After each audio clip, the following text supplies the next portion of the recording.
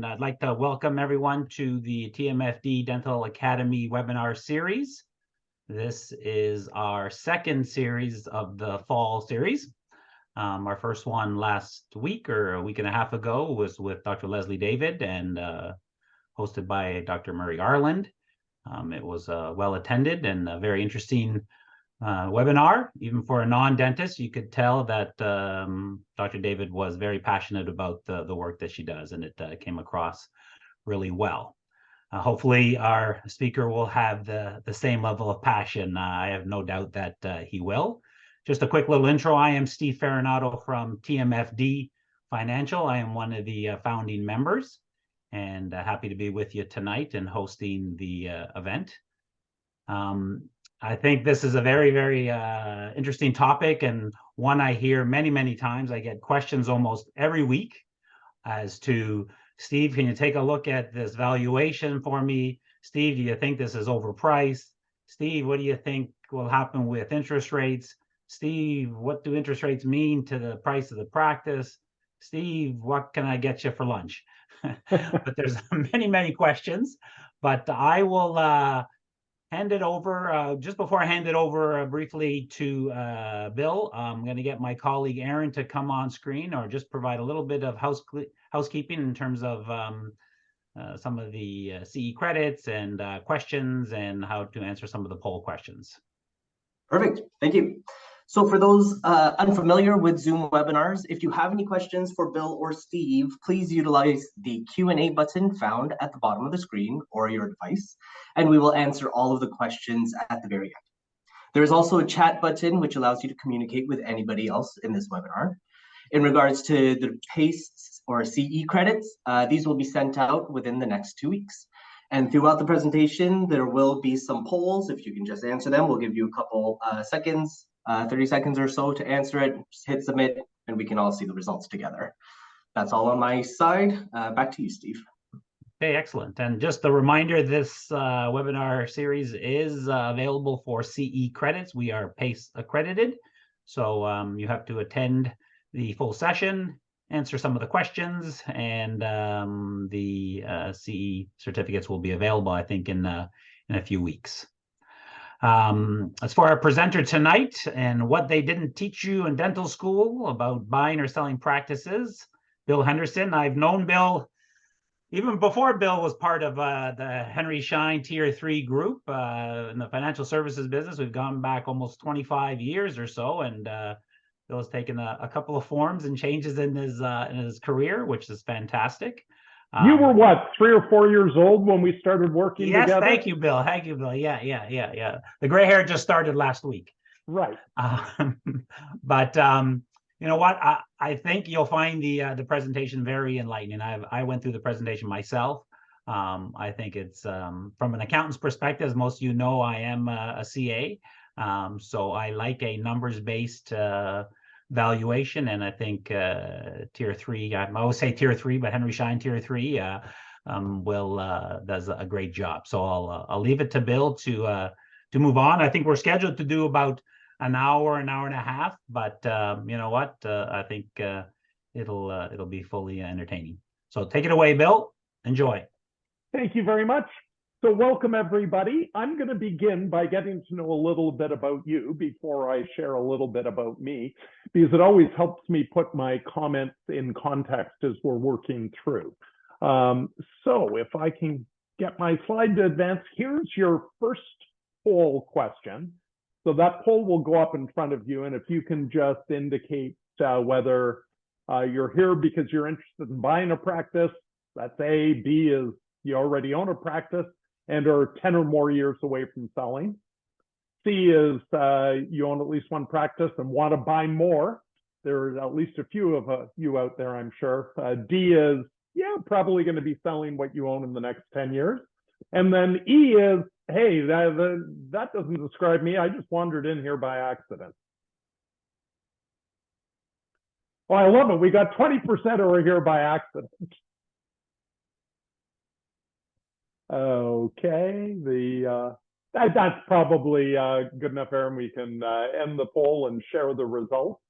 If I'm seeing this properly, There are a bunch of you who own, that are interested in buying. A few of you will be selling, so I will balance my comments between those two. The next question, and then I'm done with questions for a little bit, is this one, which is, please identify whether you're a GP or a specialist and which specialty you're in, because again, I can sort of skew my comments a little bit. We got one endodontist, one orthodontist, and everyone else appears to be, as this is coming in, a GP. There we got a fairly representative sample. Not everybody's voted, but I guess some of you don't really know what you are. Or you're a spouse or something else. So by all means, you can pop that up there and you can see that we've got the vast majority of GPs. As we work our way through, I'll try to come back occasionally and talk about endo and ortho. Because specialties are very different than the GP world. So let me tell you just a little bit about me. Before I met Steve, I'd spent 15 years as an executive at Procter & Gamble. I started my career in dentistry, though. My first job was as a brand assistant on Crest toothpaste. During that time, I ran P&G's recruiting program at Western or Ivy, and I taught down there a fair bit. And then I shifted over to the investment industry because I was married to a dentist and she refused to go international with P&G. So I spent about 10 years in the investment industry, crossed paths with Steve and Chris. Then one fateful day, we had my wife's practice appraised. And I will tell you a bit about my wife as we go through. And she knows I say this about her, so I don't get beat up after these webinars. But Maureen is, from what I've been told by specialists and other GPs who've seen her work, a really gifted dentist. But she was a pretty bad business manager. And so she, like many people, got to the point where she still loved doing the dentistry, but hated running the practice. In part, and it ties back to the seminar title tonight, which is what they didn't teach you in business school. You all know that you get a tremendous amount of education in dentistry, much of which I'm sure is quite valuable, and none in business. And Maureen struggled with that. So anyways, we had her practice appraised. I was telling Steve before we got started, the appraisal made absolutely no sense to me as a business person. And I'd always said I wanted my own business. And I realized that if this wasn't the best opportunity I was ever going to have, I'd never have my own business. So I bought Tier 3 with some great partners of mine in 2008. At the time, it was literally a mom and pop brokerage operated by Barry and Mary Jane Howie. They were in semi-retirement. They were operating it off their kitchen table in Oakville, Ontario. We, over the following years, built it coast to coast, largely because of the quality of valuation work we did. And then I sold it, my partners and I sold it to Henry Schein in 2021. So I'm like the dentist that sold to Dental Corp or 123 and has stayed on doing dentistry, but I'm free of the ownership headache.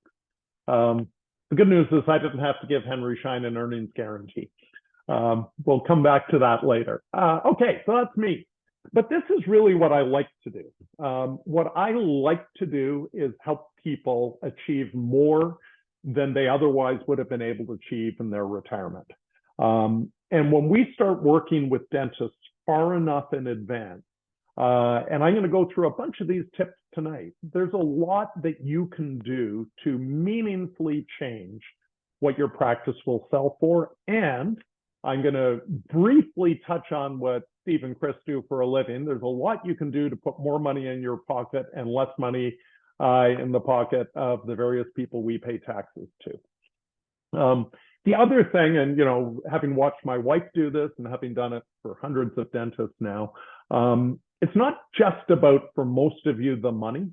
For many of you, it's also about finding the right person to take over your legacy.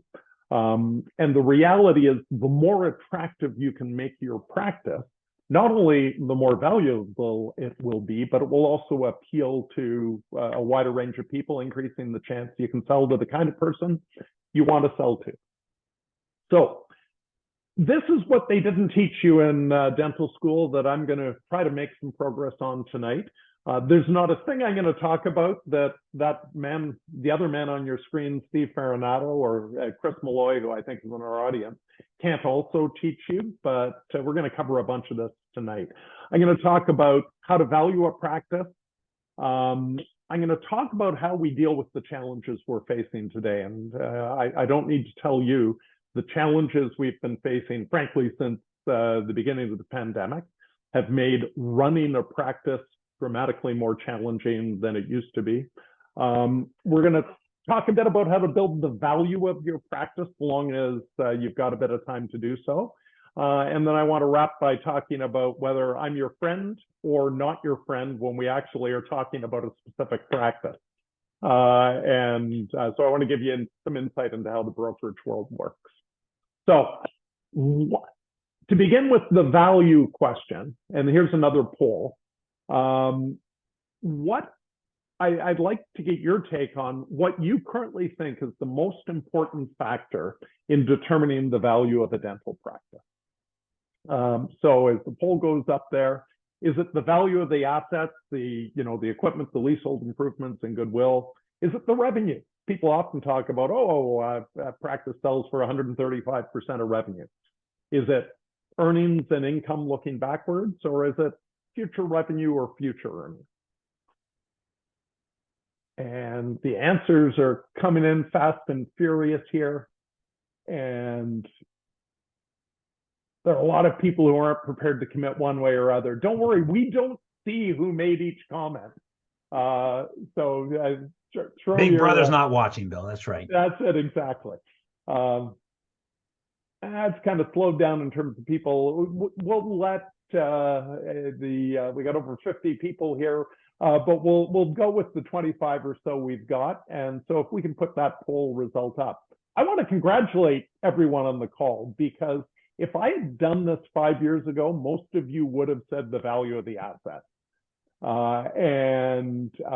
Those who didn't would have put practice revenue high on the list. And everyone seems to basically know that this is less about the past and more about what you can do with the practice. And I'm delighted that the biggest answer is earnings and income, because that is the most important factor. And let's break that down. This is the way people used to value practices. You might still see this in some appraisals. Steve, can people see as I circle things with my pointer here? Great. So people used to sort of add up the tangible assets, and it's still in some of our appraisals, not all of them. You can see that we put a value on that 40-year-old chairman chair in Op 3 at $2,000, and the new X-ray and another op at a much higher value. But you add up the clinical equipment, the admin equipment, the software, the instruments, the leasehold improvements, which is always the biggest one, come up with tangible assets. And then somehow somebody calculates a fictitious number for goodwill. The reality is, if you look up goodwill in a finance textbook, the finance textbook will say that goodwill is the enterprise value, so the total value, minus the tangible asset. It's not something you can calculate independently. And so this is not the way any smart buyer, and if you're looking to buy a practice, you're competing with smart buyers.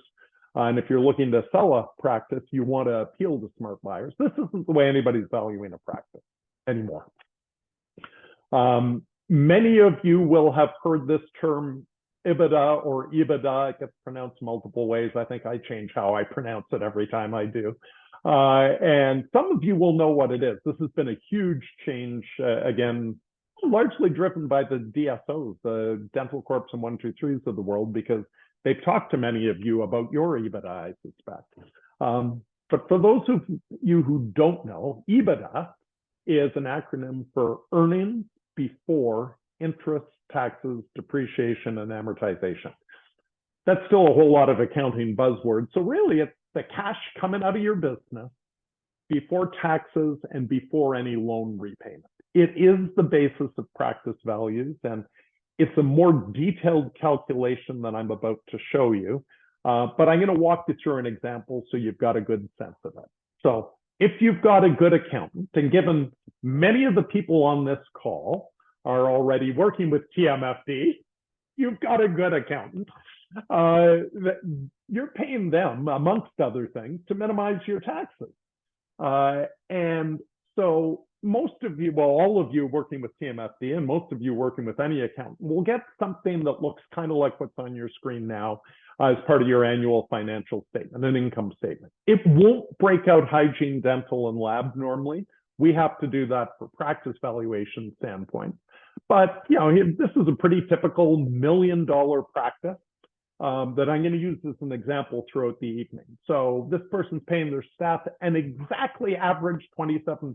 That is the average in our database. The ODA moves up and down around that. They're paying themselves and their spouse, and hey, maybe their ne'er-do-well brother-in-law about 240 grand. Their rent is 70 grand. Supplies are kind of high at 95 grand. Labs here. Their automobile, meals and entertainment. You can see it all here. There's amortization, interest, and then I lumped a bunch of other generic costs. So their total costs are about 860. So, you know, this looks to the government like they're making about $140,000. But you don't pay us to minimize your taxes. You pay a transition consultant to identify the real value in your practice and help build it higher. So let me show you how we would pull apart that income statement. First of all, you can see we've added back all of the money the owner's paying themselves, their spouse, and their ne'er-do-well brother-in-law, or their wonderful, brilliant kid. That kid may be doing the whole website for them. The wife may be doing all of the bookkeeping.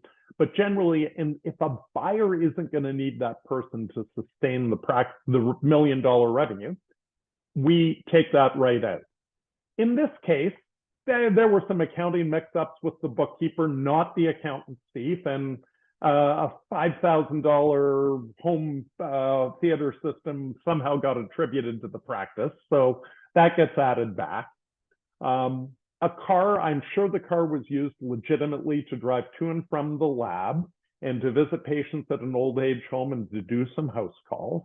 But a new owner's probably not going to do that. So we can add that cost back.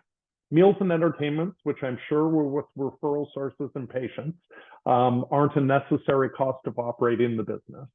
The Vegas convention, where this dentist learned what was required to make the $1 million, may not be done by the next dentist.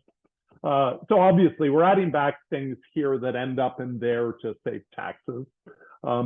License and fees sometimes surprises people. And that's because our approach is to view the cost of your ODA fees and your RCDSO fees, assuming you're all from Ontario, as a cost of being a dentist. Those of you who employ an associate, I'm 99.95% sure you're not paying their RCDSO license fee or their ODA fee. They're doing that out of the 40% that you're paying them. So we view that as a cost of being a dentist, and we're going to pay for the dentistry in a second in this example. Amortization is a non-cash expense, and that EBITDA is before interest. So we add back interest, taxes weren't here, and depreciation and amortization. So we add all that back. And in this case, there was another 10 grand of stuff buried in those other costs that might not be required to operate the business on an ongoing basis. So whereas the expenses look like 860, they're down now at 520, and you can all do the math and say, oh my goodness, the EBITDA in this practice is $480,000. And gee, I heard practices sell for 5, 6, 7 times EBITDA. My practice is worth $3 million. Not the case. Because the thing we have to factor in is compensating the dentist and the practice. Each of you who owns a practice wears two hats. One is that of being a producer or provider in the practice. The other is being the owner of the practice. You could replace yourself with an associate tomorrow, and assuming they were good and had good chairside manner and all those good things, you'd then just be taking the income out of the practice. Those of you today who are looking to buy a practice, sure, you're going to be making $480,000 if you buy this practice and everything stays the same. But if you're already billing 630, you're already making 252 grand a year. So that is a cost. Either if you're an associate today, you're already making it. You're not going to pay the owner of this practice a penny if that's all you're making. And so we factor in that cost for the dentist. So now we're down to income of $228,000. That is what we call adjusted EBITDA. If anybody's got a detailed question, we can come back to that later, but hopefully the concept clear. For the rest of the presentation, I'm going to simplify that big chart and just look at this very simple one, but you can see the numbers are the same. We've got the total revenue, the same, the expenses, the doctor's comp, and the EBITDA at the bottom. So I'll come back to that multiple times. So how does the practice get valued? Well, it's very simplistically, simply the EBITDA times the EBITDA multiple. It's not really that simple because there's a number of you, actually the majority of you clearly spotted, it's more about what's going to happen in the future than in the past. We all make investments, including buying things, based upon what will happen in the future. And I'm going to get in a bit more detail later on when you change the dentist in a practice, you change the billing, sometimes for the better, sometimes for the worse. So we use a range of tools to quantify the potential in a practice. In that regard, patient counts matter a lot, trends matter, and the age and equipment and quality of the equipment and facility matters, but only in terms of what you may have to replace going forward. If the equipment's all old, you're going to have less cash to repay your bank loan and fund your lifestyle because you're going to be taking some of that EBITDA and using it to buy new equipment. So it matters, but not as much as the earnings. And to make this simple, what I tell people is, look, you can't repay your bank loan with the chair in Op2. You can't fund your kid's education or your next vacation with goodwill.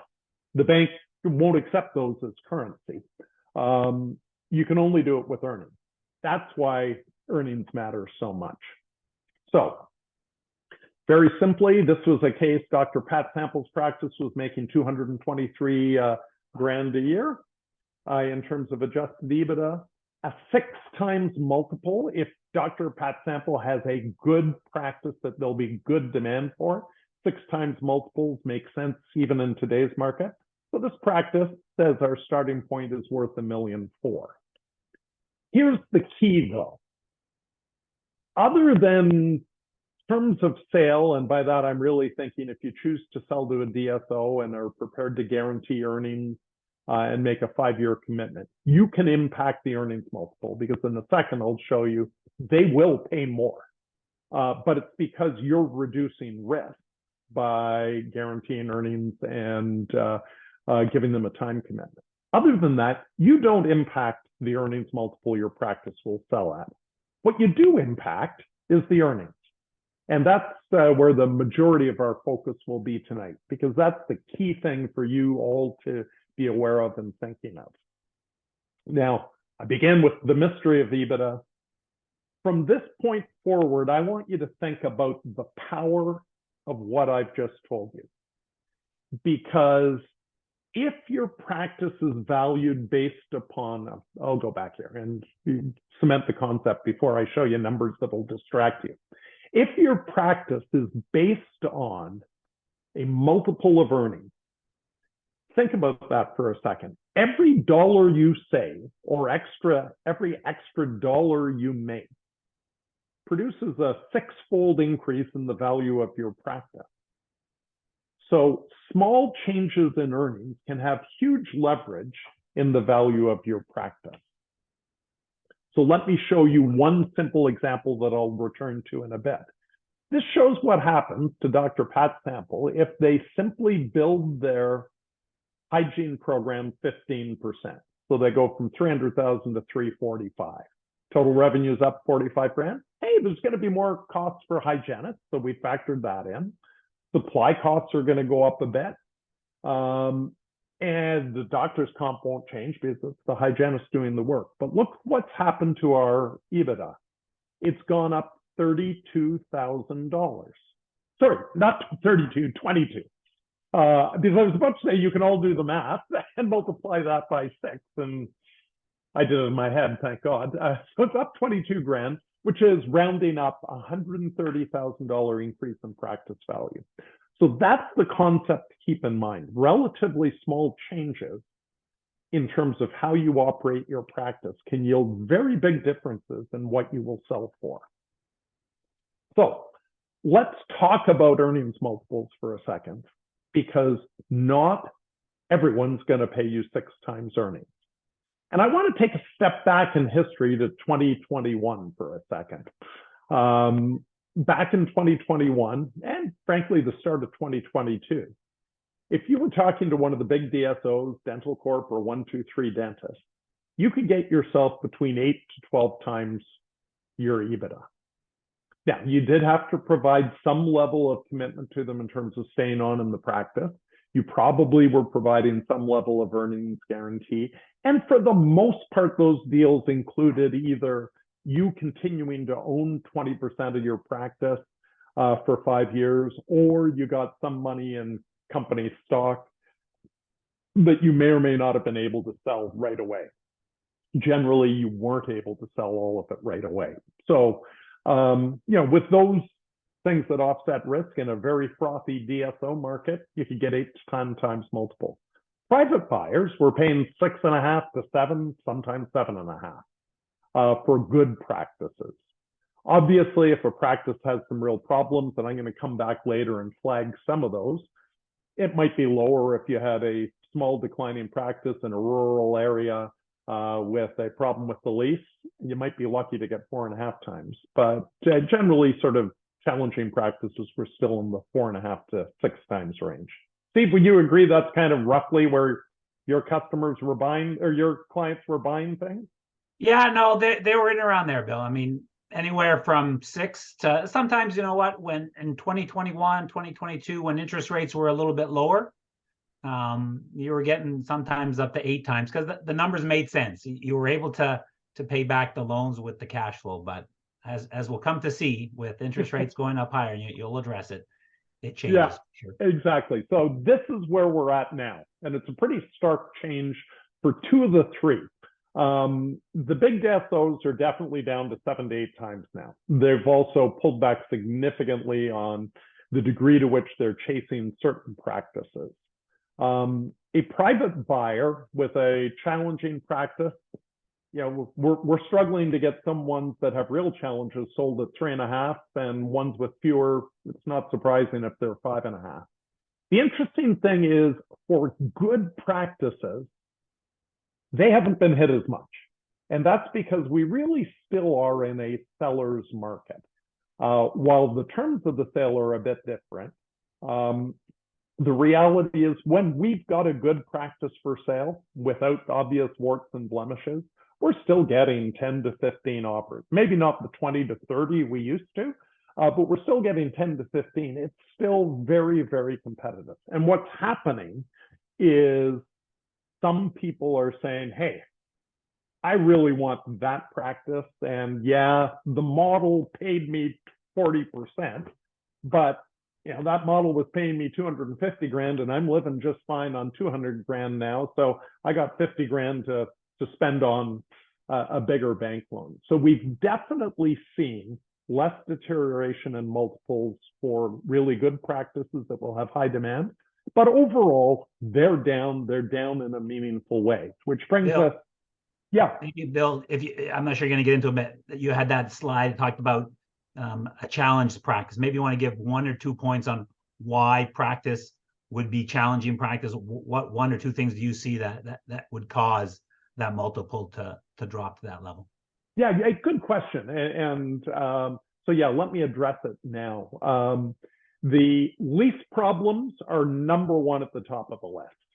And I'm going to come back and talk about leases a bit more, but the lease, for all of you who own a practice or are thinking about buying one, the lease is your license to do business. You know, Steve Farinato can pick up and move TMFD halfway across the GTA and still be in business tomorrow. You can't move very far and still be in business. If Steve moves or if Tier 3 moves, you know, frankly, it costs us very little. As long as we can find office space, it costs us some moving boxes and some movers. For you, you're going to be building out new dental space today at what's often $300 a square foot. So leases are one big one. Declining revenue and declining patient counts is another one. That combined with a location, say an office tower location that doesn't lend itself to significant ability to attract new patients, that would be one. Staff without contracts that are very long in the tooth, where termination costs for a buyer could be very high, would be another one. I mean, that answer, Steve? Do you have some you want to throw into the hat? No, I think you addressed all the main two that I were thinking: lease and staff. Those are the two big ones. Thank you. Yeah. Well, I had a full head of hair when I bought this business, and it all disappeared dealing with those challenging practices, and I pulled it out myself. So earnings multiples are down significantly, and before we get into why, I wanted to get everyone in the group's take on this one. So we got a new poll going up here. What do you think is the single biggest contributor to those reduced earnings multiples? Is it inflation? God knows we're dealing with a lot of economic uncertainty right now. Is it interest rates? Staff shortages and rising wages are hitting everybody. Or is it the drop in DSO stock prices, be it the publicly traded Dental Corp one or the in-house calculated 1, 2, 3 one? Let's see where the answers come out. Oh, we got more people weighing in on this one than the last one, but we'll give it just 5, 7. We got 20. Yeah, we still don't have full participation. You'll learn more, guys, if you participate. Okay, we'll go 5 seconds, 4, 3, 2, 1. Nobody else jumped in, so let's publish those results. And we've got inflation, 18% of people thought, economic uncertainty, 21%, interest rates, 38%, staff shortages and rising wages, 23%, and nobody thought it was the drop in the DSO stock prices. Maybe nobody here is thinking of selling to a DSO. Here, at least, is my answer to that question, and others might view it somewhat differently, but let me explain why. Inflation absolutely has the potential, and it's a bit of a trick question, because I asked you about earnings multiples, not selling prices. Inflation definitely can impact earnings, but not the multiple. And the fact is, and I'll show you a little bit more on this, most of the inflation you've experienced has been largely offset by fee guide increases. Economic uncertainty should not be impacting earnings multiples.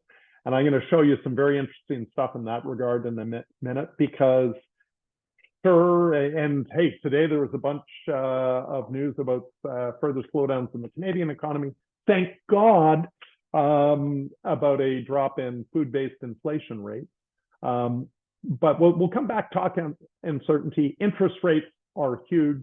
Staff shortages and rising wages definitely are impacting earnings and revenue. But again, it's the earnings they're hitting, not the multiples. And I would argue the drop in DSO stock prices is definitely a contributing factor. DSOs raise money to buy practices, and they can't raise money at the level they used to.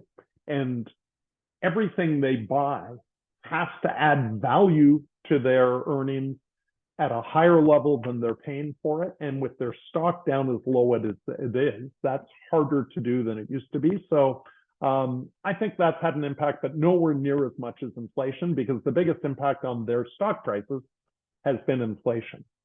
So if I go back to this slide that talked about the driving a price, staff shortages definitely are threatening revenue. If you don't have a hygienist that you used to have, your hygiene billings are down. If you can't get a chairside to work alongside you, your productivity is down. Staff wage demands and supply impact costs. So they're impacting earnings, but the two key ones impacting the multiple are interest rates. So let's talk about what's happening in that regard and what you can do about it. First of all, those of you who are looking to buy a practice, you are still going to get better financing terms than virtually anybody else buying virtually any other business. And you're going to get notionally the same terms you would have got a year and a half ago. You're going to get 100% financing for the practice and the building, assuming it was appraised fairly and reasonably. You'll often get more than that. You're going to get a line of credit, and sometimes they'll finance a premium you're paying. You're going to get it at prime minus 1/4. That hasn't changed. What's changed is prime, as you can see in the chart in front of you. You're going to get 12 years amortization on the practice loan, 25 years on the building. So what's changed is the prime rate was 2.45 up until, you may not see this very clearly, up until March of 2022. And then it started this rise, and we're now at 7.2%. So back when prime was 2.45, you would have got your loan at 2.2 on a floating variable basis. Now it's 6.95. Bill, Now, would you, I know you and I spoke a little bit earlier and we talked about lending and the banks. Would you say that the banks are still opening and welcome with big open arms and turning them over in a day or 2 days, or you finding it's taking a little longer? Yeah, there's definitely, I would say the banks are still open arms for dentists. But you raise a really good point, Steve, which is their internal processes are definitely taking longer than they used to, because the person everyone on this call is dealing with at the bank, this won't shock you, they're not the final decision maker.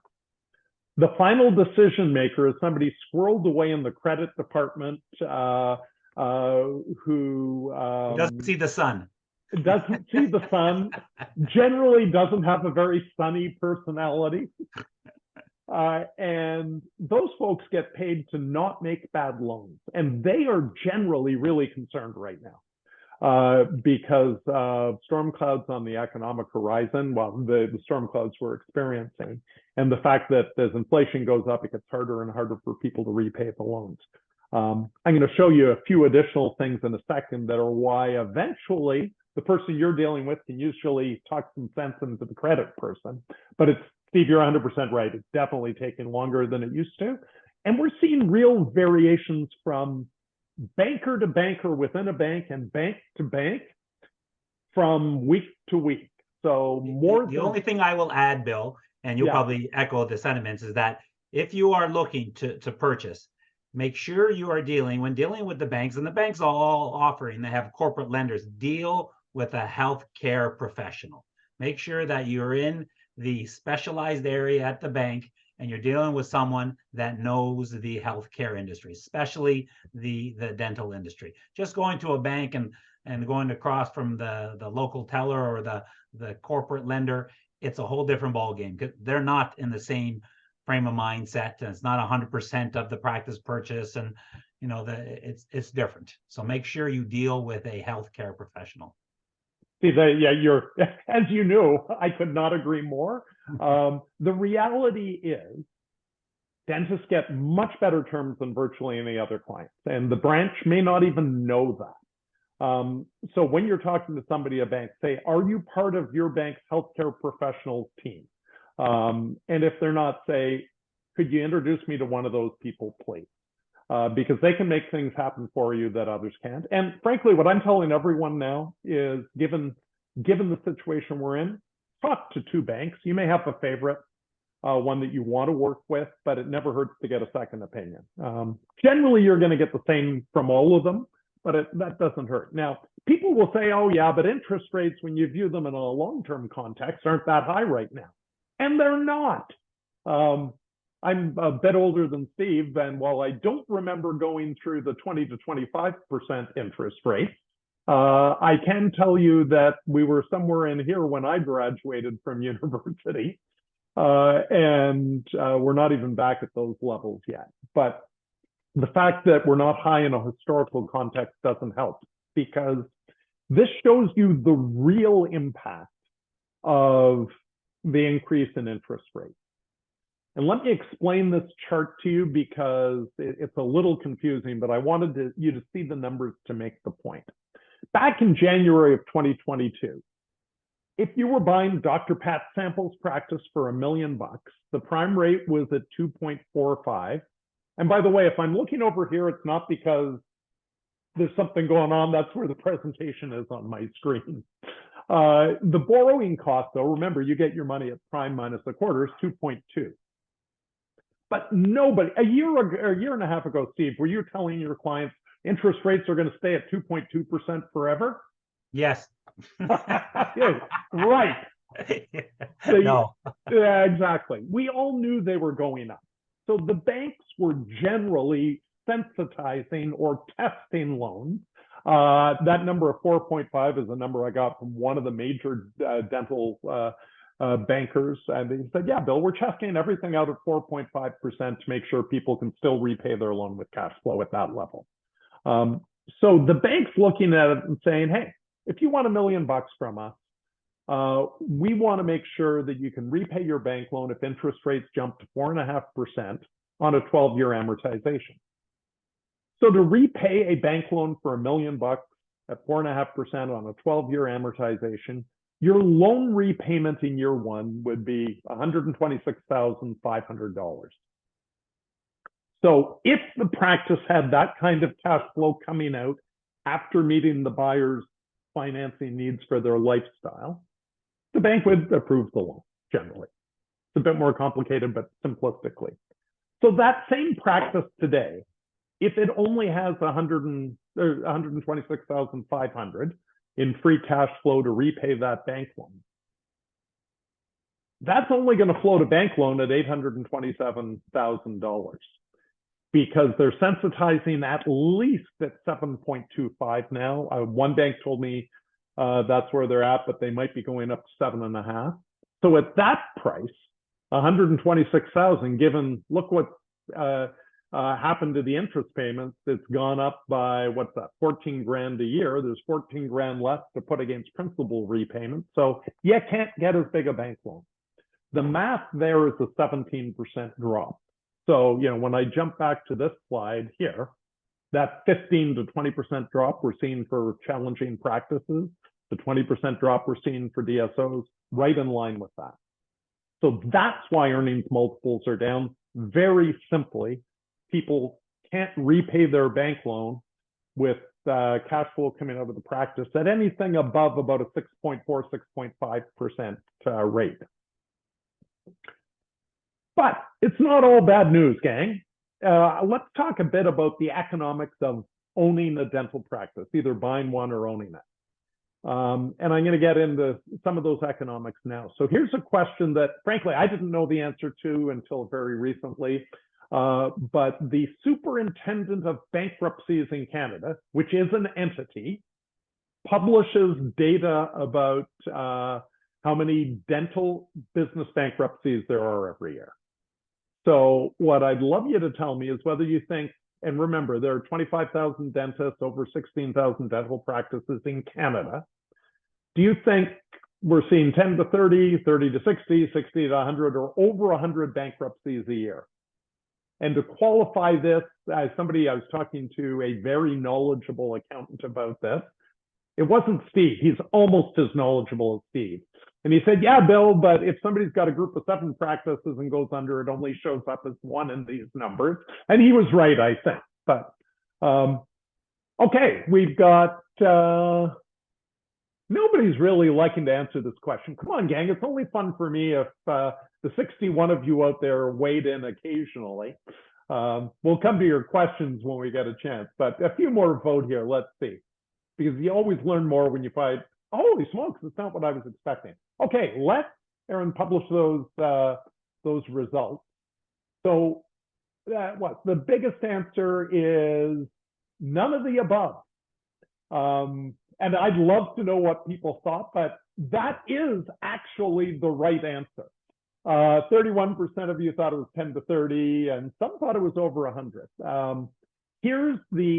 It's none of the above, because on average, over the last, what is that, from 2013 to 2022, the average has been 9 bankruptcies a year, which astonished me when I saw it. And if you're wondering why dentists get better financing terms than anybody else, this is why. Dentists know that unless you have an addiction to substances, to sex, to spending way more money than you've got, the probability of a dentist going bankrupt is very remote. That doesn't say that people don't get into trouble. People get into trouble all the time, but the actual probability of going bankrupt is very low. The number here that blows me away, I updated this as I was updating the presentation on Friday. I took the results through August 2023 and annualized them. That's easy to do because August is 8 months and a year has 12. We've only had 4 registered bankruptcies or registered creditor proposals in Canada from dentists year to date this year, despite where interest rates are. So those of you who answered early that, yeah, I'm here because I want to buy a practice, a bunch of you are talking yourselves out of it right now because you want to wait until interest rates go down. I would ask you to reconsider that, because when interest rates go back down, you've just seen it, what's going to happen is the multiples are going to go back up. You're still going to be paying the price at which the practice barely carries itself. And you got less competition today than you'll have when interest rates are down a bit. Now, why don't dentists go bankrupt? This is why. Even in rough economic times, dental offices do just fine.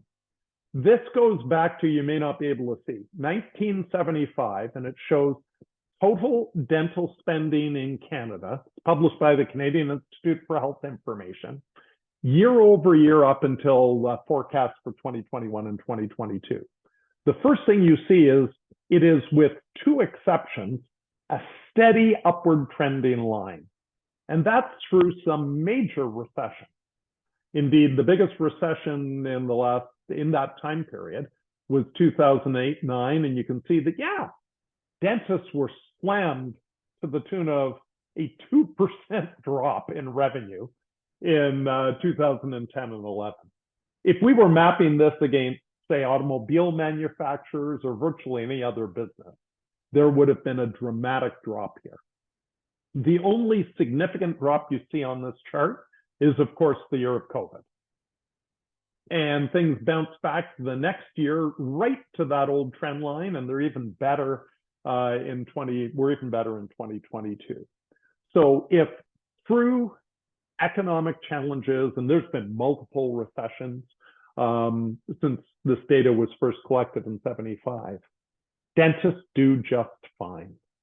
And when you hear people say, oh, I remember 2008, 2009, 10, 11, it was really tough. It was only tough by dental standards, and truly the total revenue was only down 3%. So you're going to do just fine if you're looking to buy a practice, even if we are headed into a recession. So anything to add there, Steve? You've seen dentists over much of this time period. I don't think you've seen much different, have you? I don't think I've seen this chart before, but it just makes sense. I mean, you know what? The drop there was definitely the pandemic year, but you know what? Yeah. And we've seen the fee guide, which had a substantial increase this past year, which really hasn't had a major increase, but I think they finally got it a little bit right. And what everything's gone up in terms of prices with staffing and with sundries. I think they've hit it pretty well, and I think it'll continue to rise over the next little bit. I love the fee guide reference. It gives me a reason to advance the slide here. But let's begin by talking about something that I know you are all facing. You probably also know that there's not a business I talk to in any industry that isn't facing a staffing shortage. We at Tier 3 can't get people to fill jobs. The corporate overlords at Henry Schein can't fill all the jobs. Accountants can't get enough accountants. There's not a business. We are hiring as well, too. There you go. And it's not easy. No. So, misery loves company. So all the dentists should understand you've got good company. But you do have a real challenge from a business standpoint. This is data that was published in the last year. It's based upon a survey of ODA members in September of last year as part of their annual wage survey. And at the time, 33% of people who reported in were looking for a CDA. 61% were looking for one or more hygienists. If I recall the details, and you can get this study on the ODA website, if I recall correctly, of that 61% that were looking for a hygienist, something like 20 or 30% of them were looking for two or more.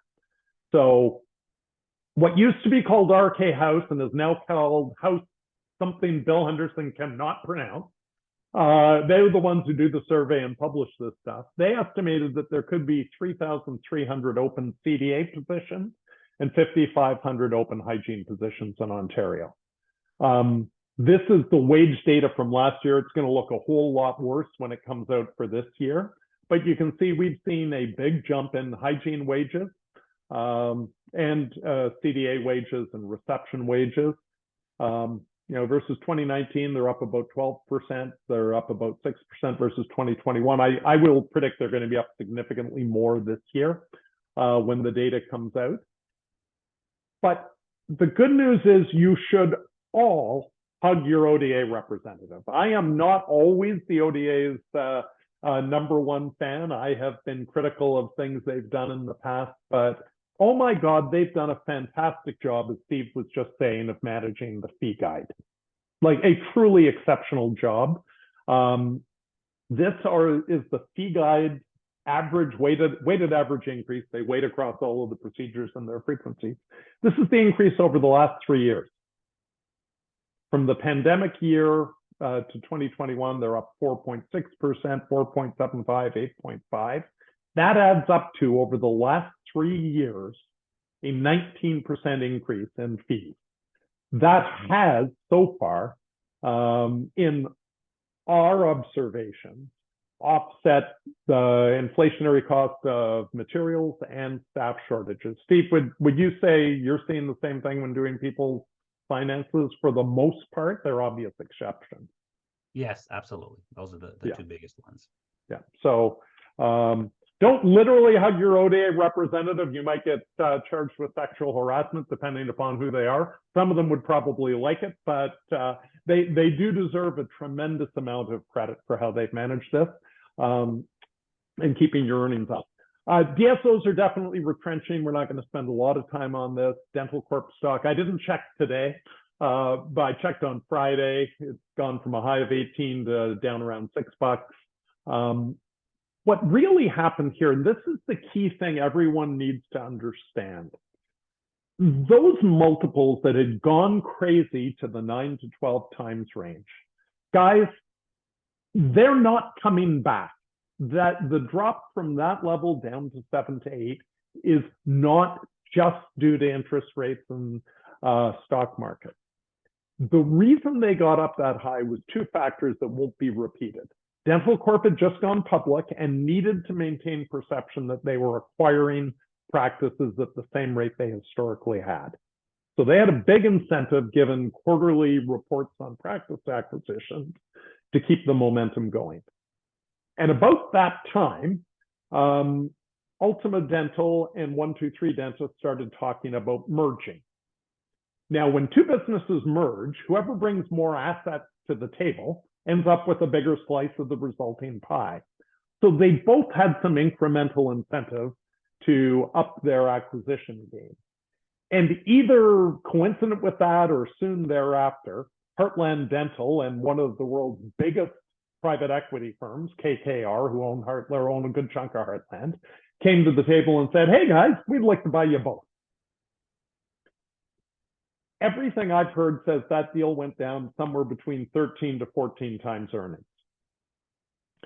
Now, if you had been going along before buying practices, maybe at 8 times earnings, maybe stretching to 8.5, and you knew that you had a payday coming where you would be selling all the earnings you owned for 13 to 14. Steve, you're an astute financial guy.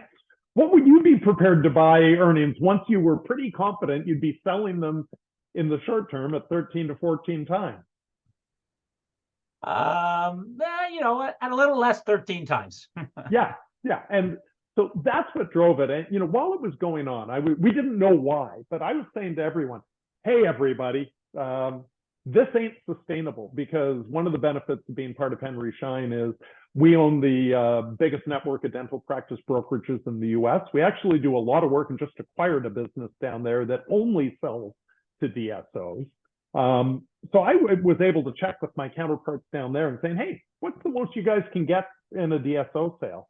At the time, we had a group practice for sale with $5 million in EBITDA. And the most they could get was about 40 to 44 million for it.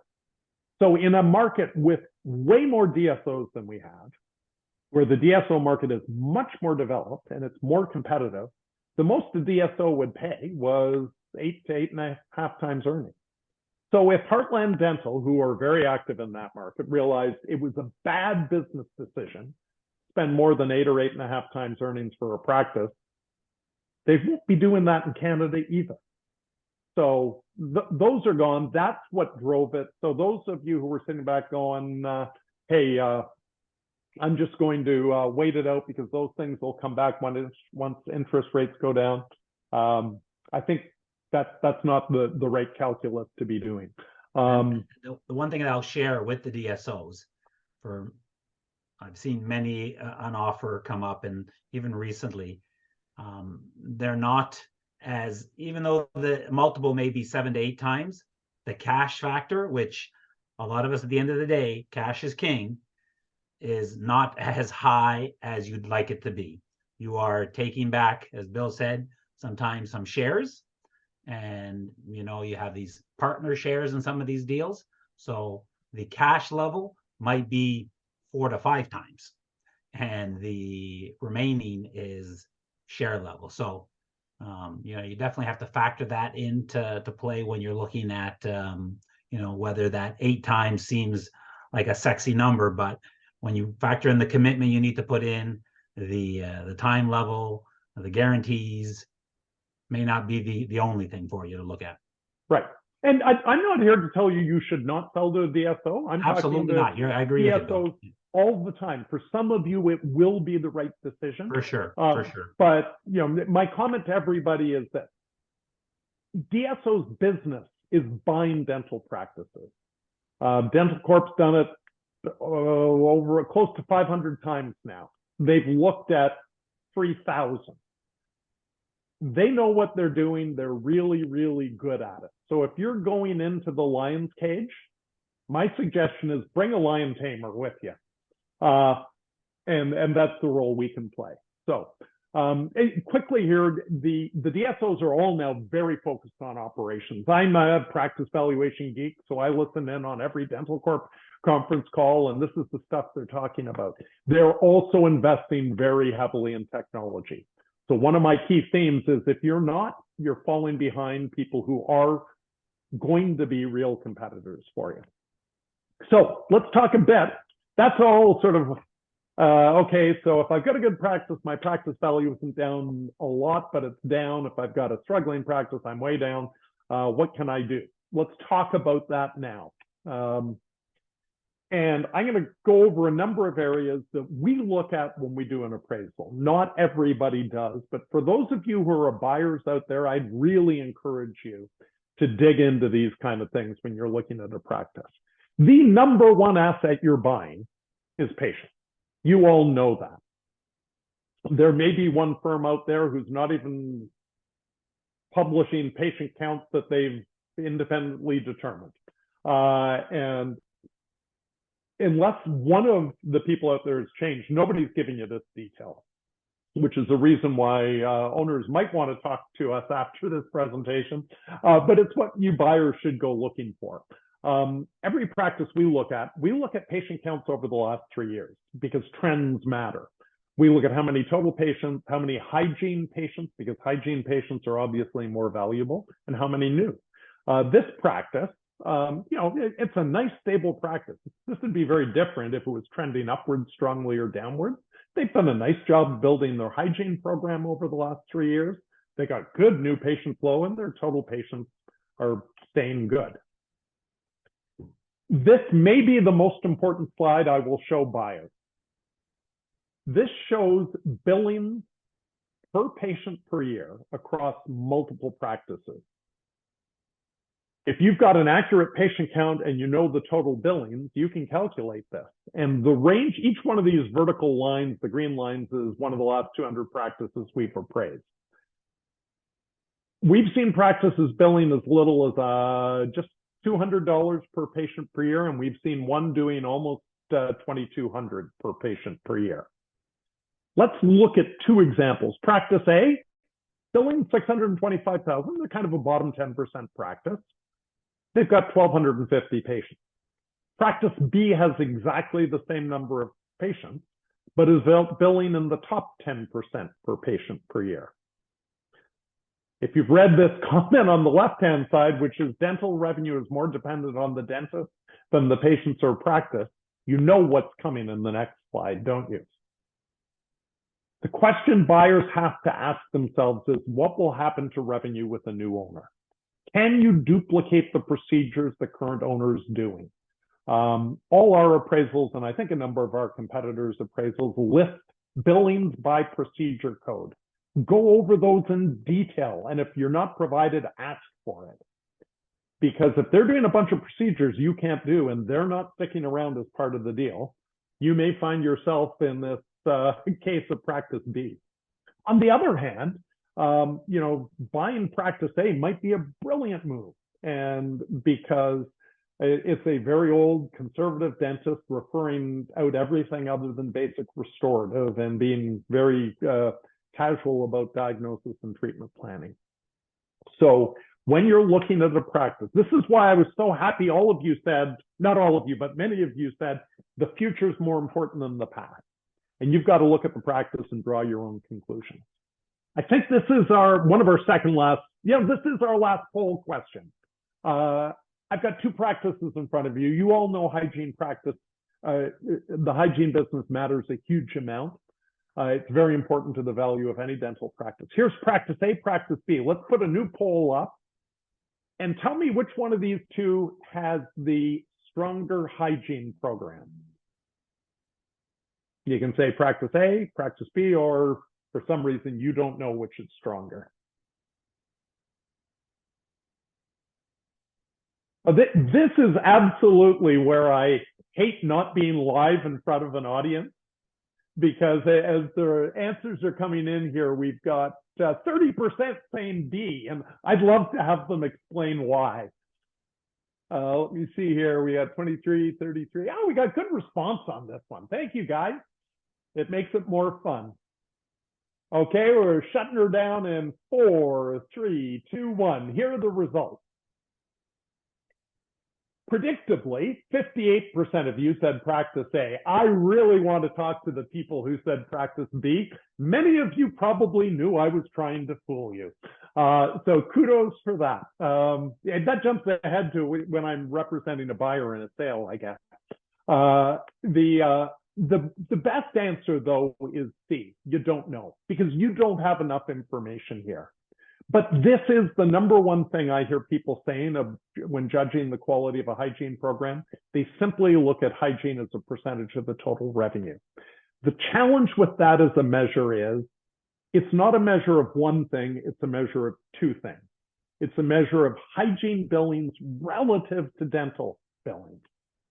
So if I advance this slide, and yes, this was a constructed example, but I've had practices on both ends of these extremes. In this case, practice A's only got hygiene revenue of $200,000, but they're doing virtually no dentistry on the patient. So while their hygiene revenue per patient per year is only $160, it's 48% of the total. Practice B is doing twice as much hygiene on the patient, but they're doing a ton of dentistry as well. I don't know, maybe they're doing Invisalign, implant placements. They've got specialists coming in to do a bunch of other things that's normally referred out. It is the level of dental billings we see from time to time. You have to ask yourself whether it's a sustainable level, but the real answer here, once you've got the full data, is practice B had a stronger program. So here's how we measure the quality of a hygiene program. We look at the hygiene billings, and we do it per hygiene patient because we've got that measurement per year. And you see a similar shape to the total billings in that we've done practices billing $100 per patient per year, which is almost impossible, as you know. That's a unit of scaling, half a unit of prophy, and an x-ray or two, or less. We've seen somebody up at $650. That person, by the way, did lose their license, but the rest of these folks have maintained that. There's some excellent dentists billing in the high 300s. And the reason I love talking about hygiene is lots of people look at me and say, Bill, I'm a healthcare practitioner. What matters most is the healthcare of my patients. You're talking to me about business. I'm not a business person. I'm a healthcare practitioner. That is and was my wife. And I get that. The reality is you all know that there are a lot of patients in your practice who would benefit from more frequent hygiene appointments. And finding them and getting them up there is the key thing. We go a step further to understand why. We benchmark the units of scaling per appointment. We benchmark the units per patient per year. And we get an actual read on your true recall frequency. And this always blows people away because they all think that they're doing much better than this. The average practice, your average patient, because remember, they're kids and there are a bunch of people who don't look after themselves well included in the average, is around 7.4. This practice was 8.9. It's a real client. I was working with this client about 9 months ago. She's already got her hygiene program up over 15%, just because she hadn't known this. And she had some staffing issues. She solved those. This is the example I showed you earlier. Moving recall, not even to average in this practice, but moving it simply from 8.9 down to about 8. The 10% improvement, you get it down to 7.6, you're a 15% improvement. $130,000 in practice value. If you're buying a practice and you spot this, it's upside for you. If you own a practice, you take advantage of this before you sell. You'll all see the title at the top here and say, yeah, Bill, no, can I say no shit, Sherlock, on a TMFD webinar? Of course, building my patient base will help. And most of you think you know how many patients you've got. Some of you really know how many patients you've got coming annually. Most of you know how many are new. I bet you less than 3% of you truly know how many you're losing, because practices tend to read that based upon requests for record transfers. They don't happen. I have many patients who don't ask for that. So let me go back to the patient count I showed you a couple of minutes ago. Remember, it was nice and stable at 1240, 1255, 1250. Those new patient flows were great at 175 and 180. So that means simple math tells you they're losing 160 to 185 patients a year. That's a 14% annual attrition or delinquency rate. And average practice is up around 8 normally. If you could reduce that, if that was your practice and you could reduce the annual attrition from 14% to 12% over the next 5 years, that's a 10% increase in revenue. And I won't work through all of the numbers. Trust me on your question. The the impact of that 10% increase in revenue. Earnings are going to go up to $260,000, $190,000 increase. Supply saving. If you're not tracking your supply savings and setting a budget, tracking it, I'd urge you to consider house brands that meet your quality standards, not ones that don't. The right-hand side, I do this presentation with Henry Shine sales reps, so that's a bunch of their house brands. Anybody you were dealing with can do it. Certainly your Shine rep, if you've got one, can give you a product substitution report, show you what you could save. Here's what it could mean to you. This practice had an above average 9%. Bill, you may want to adjust your microphone a bit. I think you might have knocked it a bit with your movement around a little. You get a little excited. I like that. That's why. You got to start talking numbers. Yeah. Thank you. Okay. So much better. Much better. If you lose me again, let me know. But thanks for flagging that. So, getting supply costs down, even 15 grand, just by paying attention to it. Not only are you going to make 15 grand more a year, which adds up every year you own the practice, increases the value of your practice. Last but not least, the DSOs are investing heavily in digital technologies. There are a lot of reasons to do this. If you're struggling with staff retention and cost, it makes their job more interesting. You can do more with fewer staff. Digital impressions are a classic example. You're not paying your assistant to put that gummy thing in my mouth that I hate, and you're not paying them to pour up models and send them off and have somebody yell at the lab when it doesn't come back in time. You're doing it all digitally. Patients love the convenience of many of these digital technologies, and I'm going to talk in a second about in-house crown milling, which you're all losing money on if you're using an external lab.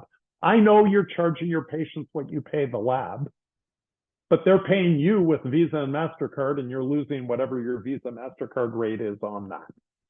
So let's look at what happens to earnings with clear aligners.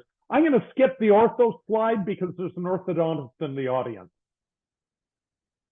And I need to pick up my pace. If 70% of your lab came in-house, if you bought a Theric or a Planmeca machine, and 70% of that lab came in-house, your lab costs go from 70 grand down to 21. And let's say that's net of the blocks of material. The new technology is way better than it used to be. Yeah, you or your assistant will spend a bit of time designing crowns, but the AI, the artificial intelligence they've built into the new models takes that down to, people tell me, 5 to 10 minutes.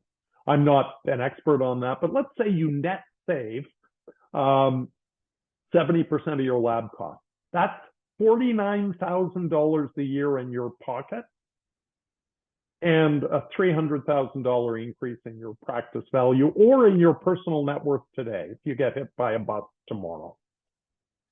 Similarly, if you're doing 8 night guards per month, and the number of night guards being done has gone up dramatically since COVID, with people grinding their teeth. You can literally 3D print yourself more EBITDA by making these things in-house now. 8 night guards a month brought in-house, going to increase your earnings by about 20 grand a year, your practice value by 110,000. Now, I know not all of you are going to do every one of those things.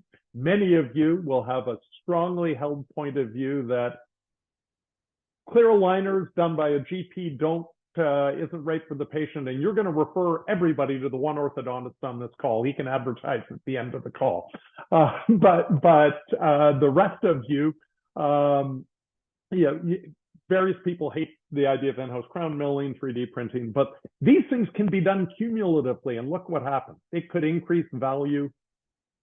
Like that's, what's that in total? It's over $1 million increase in value. We have seen somebody do this. The best we've seen so far, we did an appraisal for somebody about 5 years ago, pointed out a number of these things. They went to work on most of them.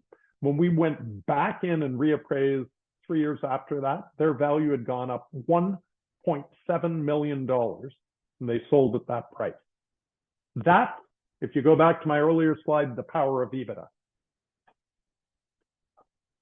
I'm wrapping up now with two things.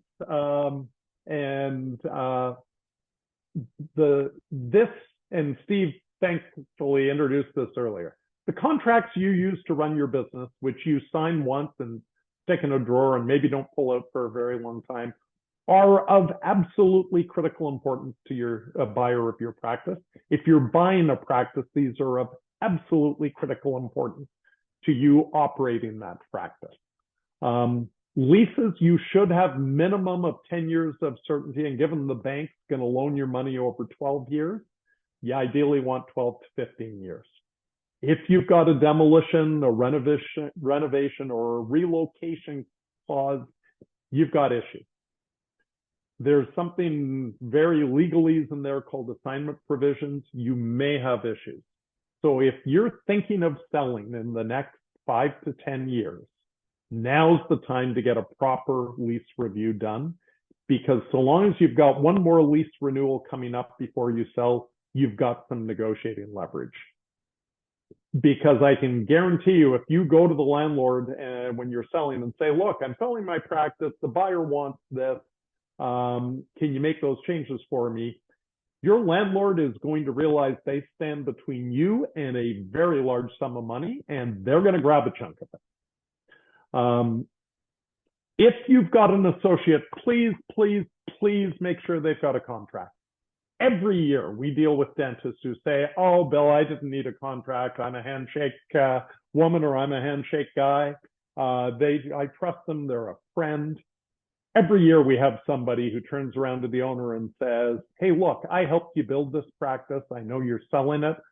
I'm not signing a restrictive covenant with the buyer unless I get part of the purchase price. I've got this going on literally right now. If you've got older staff contracts, we won't get into it tonight. If they predate 2020, have them checked. There's something called the Waxdale precedent that may have invalidated the termination clauses in your contract. So get a professional review of your contracts if you're thinking of selling. If you're buying, your lawyer will go over this for you. We do these things when we're doing an appraisal. I think some of our competitors do, not all of them. But you can go to lots of people to get, Steve can steer you to people. This slide, I didn't know where to stick it, but I do it after the lease because I just told you have at least 12 to 15 years of tenancy certainty, which could be a 5-year term and 2 5-year renewals. Every year I talk to somebody who says, oh, Bill, somebody told me I need a nice long-term lease. And so I did that. And they made a huge mistake, because not all of you will be selling your practice as is where it. Some of you will be selling your patient base. If you've got a practice on the 5th floor of an office building in downtown Toronto, you've got less than 1,000 patients coming annually, less than 80 patients, or an 8% new patient flow, which is required to offset normal attrition. If that's where you are and you can't build it up, you're probably, not certainly, that's why it's a shaded gradient here, going to make more money selling your patient base. And if you've just signed up for a long-term lease, Steve and I were talking about a situation just like this before the call began. Either you or the buyer's paying that lease for the next 4 years, and they're taking that right out of what you're paying. They're going to pay you for the practice. So if you're kind of marginal on the number of patients, talk to somebody before you re-up your lease. Now, this slide, this is Steve's area of expertise. I'm going to touch upon it only to tell you that it's hugely important you talk to your accountant. If your accountant hasn't raised this issue with you ever, ask yourself if you've got the right account, because you all have a wonderful opportunity to sell your practice. Or sorry, not all. Some of you won't qualify if you're a U.S. citizen, if you've got a large cumulative investment loss. Steve can walk through that stuff with you. But you all have a personal lifetime capital gains exemption that if you can use it to sell your practice, you can save huge on taxes. And if you do it early enough, you can double, triple, or quadruple it up with family members. I sold tier 3 for a number I will not disclose. I'm legally bound not to, but I didn't pay $1 in tax. Well, I paid something called, my kids paid something called alternative minimum tax that Steve will tell you you get back later. On the other hand, you can send 260, 520,000 or more to those guys on the right-hand side of your screen, if you really want to. So I don't intend to get into this in detail. I just want you to be aware it's an issue. The capital gains exemption, currently 971,000. It's brilliant because that saves you, if you're at the top marginal tax rate, 260. You can ladder them up with both kids. They're indexed to inflation. Oh my God, it's like the gift that keeps giving. So it'll be more than 971 by the time anyone's selling next year. There are a bunch of rules. The number one is that you can't have too much non-working assets in your corporation every year. Like I literally 15, 20% of the people who talk to us don't qualify for the capital gains exemption if they get hit by a bus tomorrow and their family has to sell the practice. A whole bunch of people who are planning on selling now, we say, look, we're looking at your balance sheet. You better go talk to your accountant. They've got to wait 2 years to sort that out. So get a professional review before it's too late, folks. I told you I'd give you one last little bit, then we'll open it to questions. Some of you hopefully liked me a little bit. I like to be liked, and hopefully you found this helpful. The next time you meet me, I am not working for you. I will be honest with you about this. Not everyone doing what I do for a living will be. The truth is, it's not like the real estate market. Brokers don't work for buyers in this world. They work for sellers.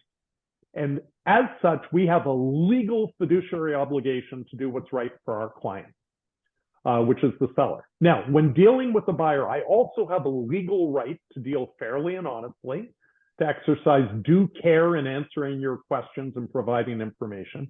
And I absolutely can't misrepresent anything. But I've got the seller's interest at heart, not yours. To get a deal done with you, obviously I have to meet your needs. But if I've got 10 people lined up making offers, I just have to meet one of the 10's needs, and it may not be yours. So who's working for you? Your accountant, your financial planner, your banker, and your lawyer. And the bottom there says, so get good, experienced dental experts. Steve made this point about bankers a moment ago. Hey, your mother's curling buddy or your Uncle John can do your taxes if you're an associate. It's not that complicated. But ask yourself if in making the single biggest purchase you may ever make in your life, you want to rely on somebody who hasn't done it a lot. I tell every buyer, go ask your accountant, how many dental deals have you done in the past year, buyer or seller side? If the answer is, oh, well, I've got a lot of clients who are dentists, walk away. If the answer is, I don't know exactly, at least 10, between 10 and 20, then you've got somebody who knows what they're doing. Same thing for your banker, as Steve pointed out, and your lawyer. To those of you who I hope to work for one day, those of you who own practices, you all know it's hard to get where you're going if you don't know where you're starting from. And that's the role an appraisal can play. I recommend people get them 5 to 10 years in advance, because if you've got lease issues, we can spot them. You may be able to do something about it. But make sure whoever you're talking to, there are a lot of great people out there doing appraisals. I respect a lot of our competitors, not all of them, but a lot of them. But make sure what they're giving you is not just a number. Make sure they're giving you the kind of stuff we've walked through tonight, which is a detailed analysis of the opportunity to build your personal net worth. Because any idiot can run an auction for a practice. I can do it well, lots of people can do it well. But you need to find somebody who will be with you through the process to get more of what you want, be it dollars or be it the right buyer. So that's it for me. Let's open it to Q&A. I went long, Steve, you're right. We've got 6 minutes, but if people want to stick around, we can run long. No problem, Bill. You know what? As I said earlier, when you have a presentation with someone that has some passion for what they do, time usually flies by, and it's great. And I'm great we've had a chance to hear a lot of your wisdom today. We do have a couple of questions. I think one thing I will point out, as the numbers clearly showed, for one little vowel, you know, you can increase the value of your practice from 1 million to 2 million. That's working on the practice instead of working in the practice. And a couple of little things that Bill had highlighted, you know, goes a long, long way. Anyway, let's get a couple of questions. So we'll try to get out of here by 8:30 as we normally do. Some of these. Okay, first one, is the multiplier area dependent? So the EBITDA multiplier, Bill, is it area dependent? It can be. And, you know, when I was talking about great practices and practices that are a bit troubled, if you've got a small practice in a area that it's going to be hard to find a buyer to move to, that can reduce the multiple you're going to get. But, you know, we just sold a practice. I can't tell people where exactly, but we just sold a practice at over a 6.5 times multiple in an area that would be a 3-hour drive from Toronto and is north and west of the GTA. So, you know, if you've got a practice in Sudbury that's got 1,000 patients, yeah, maybe. But generally, if you're Eastern Ontario tends to have somewhat lower demand and therefore somewhat lower earnings multiples.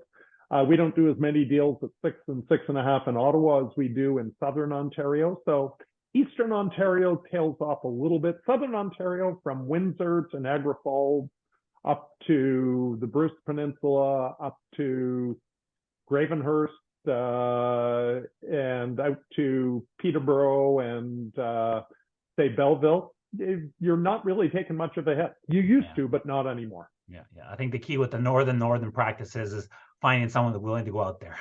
Yeah, exactly. Yeah. Okay, let's get on to the next question. I think we sort of answered what kind of technology are the DSOs investing in. I think we sort of got a little idea before, but three big areas just to summarize. They're definitely doing clear aligners. Every analyst call dental program. You lost your microphone again, Bill. Yeah. I'm going to have to move my head up to my microphone because the damn AirPods died. Can you hear me now? Yeah.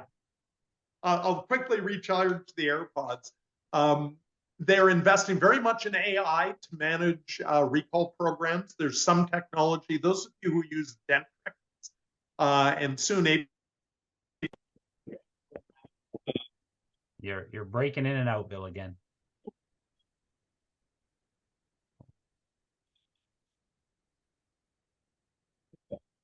We've lost you, Bill. We can't hear you. We can't hear you. Oh. Back on there or not? Oh, wait. Got a little bit of a charge back in them. Can you hear me? We'll see if we can make it quick here. Let's see. How long is an appraisal valid for? Can a prospective buyer request an updated appraisal? I'd say that's not a problem. We've seen it happen all the time and definitely suggest that it does get updated. The quick question for multiplier in Alberta popped up. Pretty much the same as Ontario if you're in Edmonton and Calgary, lower if you're rural. Thanks for joining us from out west. And yeah, you're right. People will say appraisals are valid for a year, but they're only valid for as long as the business stays the same.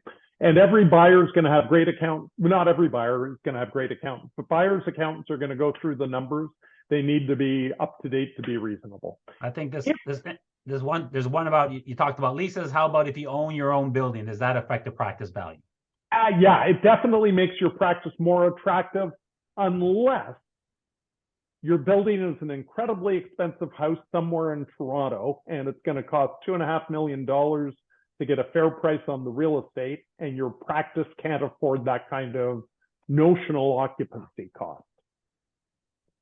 Okay, private sale buyer, what conditions or terms have you seen to mitigate risk when buying a practice? Basically maintain EBITDA? You're doing your due diligence, having a vendor that's going to stick around for a really good transition, making sure you understand the stuff I showed you about how they're achieving their current billings. Those are the things you've got to do. Vendors and to private sellers won't guarantee earnings. They will guarantee they'll stick around for a certain amount of time. So those would be the key things I think that you. Oh. I'm going to charge one earpod while I use the other. Let me know if I think we got you that earpod. The individual asked again, he didn't hear you when you answered the question about technology. Okay, yeah. Technology, sorry about that. The DSOs and I think you should invest in scanning technology instead of doing old-fashioned impressions. That's going to speed your workflow, improve the patient experience.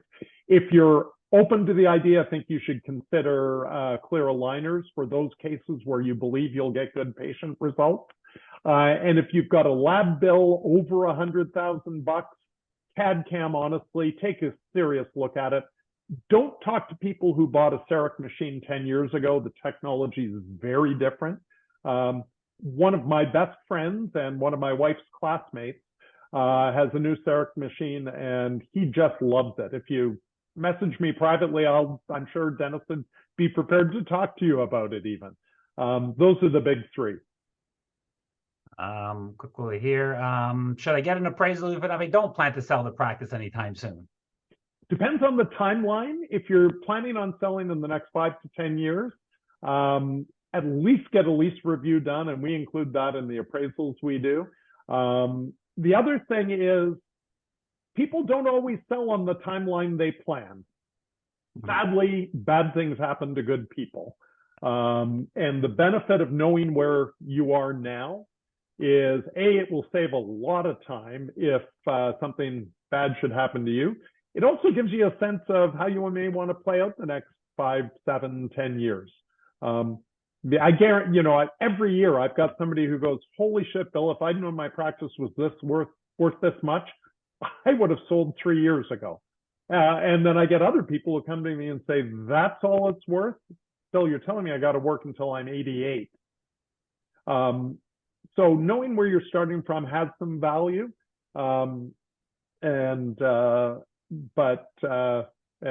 Definitely if you're within 5 years, you're going to learn a lot doing it now. 5 to 10 allows you to address lease problems. Beyond that, kind of a question of your risk tolerance, I'd say. One other question here. Is there an alternative way of appraising a practice other than EBITDA? Sure there is. Sure there is, but I failed to communicate effectively if you think other ways are better. There are several, some appraisers out there do market comparables. I used to, and I can tell you what we did is we picked the comparables that supported the value we wanted, that we determined based upon income. So we stopped doing it. It was a game we were playing. No two practices are sufficiently similar for market comparables to have much leverage. We studied the market very carefully to determine earnings multiples, or technically it's beyond the scope of this presentation. We actually do something called a discounted cash flow, which allows us to factor in differential revenues and costs in the future, but it's still fundamentally valuing based upon income. So yeah, we do discounted cash flows. We actually don't do EBITDA multiples, but for this audience, it's pretty much the same thing. You can do the sum of the assets. There's still people doing that out there, but unless your bank's going to take the chair and up to as payment on the loan, or Air Canada will let you pay for your next vacation with goodwill, you're not doing the right thing. And those are the basic approaches, some of the assets, income. When Maureen's practice was appraised, it was very clear it was just a revenue multiple, but they gussied it up in 65 pages of boilerplate, including counting every electrical outlet and every pop light in her practice to factor into the leasehold calculation. Until Air Canada starts accepting electrical outlets, or TD starts accepting pop lights in payment, that doesn't help you. Yeah. Steve, would you say anything different than that? You see No, more you know what, Bill? I do. I agree with you. I mean, to me, it is very dependent on it. Quick question. If interest rates go down, do you see a change in the multiples? Do you think they're going to go back to where they were before? Yeah, you see, I'm alternating between AirPods as we go here now. It's fun. If interest rates go down, I think we will see multiples go up somewhat. Not back to if I were to go, I'm not sharing don't the worry, slides anymore. Back to where they were. If we get interest rates down to the 4% level, yeah, we'll be right back where we were a year and a half ago. But there are smarter people than I that prognosticate on interest rates. We're not going to be there anytime soon. And here's the key thing, guys. If anybody who's saying, wait, I'm going to wait and buy when prices, when multiple, or I'm going to wait and sell when multiples are better. You all know how I get paid. I get the pittance for doing an appraisal. I get paid when I sell practices. So what I'm about to say to those of you who own a practice should have some credibility, because I'm going to tell you that selling your dental practice will be the stupidest financial decision you ever make. Think about that. And when I start with a client on a sale, I say, are you sure you're going to be okay? Because you're going to sell your dental practice. Let's say it's for 6 times earnings. That translates roughly to a 16% annual return on investment over and above the money you're paying yourself as the dentist. You're going to take your money and maybe give it to the good people at TMFD. They're not going to tell you they're going to get a 16% annual return on investment. When you look at the stock market and even the bond market chart, it's going to have a whole lot more sensitivity to economic conditions than that dental practice revenue chart I showed you. So trying to time the market in my old days in the investment industry was a dumb strategy. Trying to time it selling your dental practice makes no sense because you're always better off to continue to own for another year. My wife, I'd still be doing this even if my wife had owned for another 7 years because I love this. But you know, that the reality is she sold because it was the right lifestyle decision. She continued to practice. Many of you will. Other people sell and retire because they want to do other things in their life.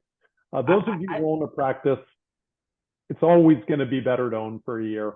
I tell people that the same thing, Bill. They ask the same thing to me. Should I do it? I said, listen, Doc, if you're in a position where maybe you're tired of it, whether it's the staff and everything else, or you just want to, but it's a numbers game. There's a reason why the dental corps or the 1, 2, 3s are paying you the 7, 8 times. They're paying you with your own money, right? So if the longer you stay, you'll make that money, right? Bottom line. I mean, and again, it just goes with everything else. It's got to be the right time, right decision. Anyway, Bill, I'm gonna try to cut this a little short. We're beyond our limit, but hopefully we still have we only lost maybe 1 or 2 people. So that means the presentation was excellent.